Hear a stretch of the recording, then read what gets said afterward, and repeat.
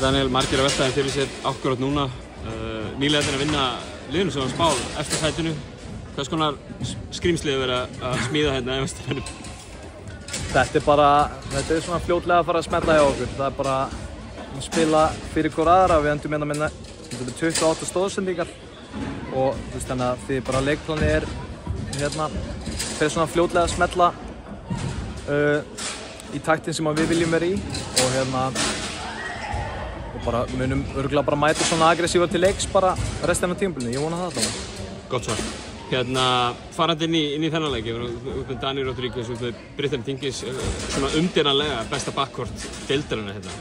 Hvað þurftu þið að varast svona komandi inn í þetta? Við náðum allavega ekki að varast það nógu mikið, það er enda samanlagt með 46 stig. Allir fókusin okkar fór bara þessar þrjár, við erum náttúrulega með bara líka framúrskarandi rúllandi fimmu þarna í Pauline Hersler og þetta þríhyggja er bara það með þeim betri í deildinni og við bara töluðum að taka fókusin þá kannski meira af íslensku rulluspilaranum og færa hann yfir á þessar þrjár. Gekk ekki alltaf en það gekk reynilega nógu mikið í dag. Ungur ertu en þú ert eldri en 20 vetra í þessar deild. Já. Við erum í október núna, kringum miðjan október. Hversu mikilvægt er að ná svona sterkum sigri bara á þessum tímapunkti á tímabilinu?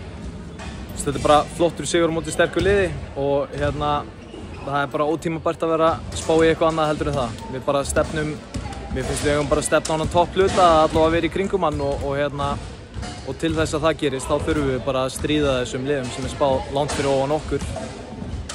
Kærar þakkir Daniel og gangi ykkur vel. Takk.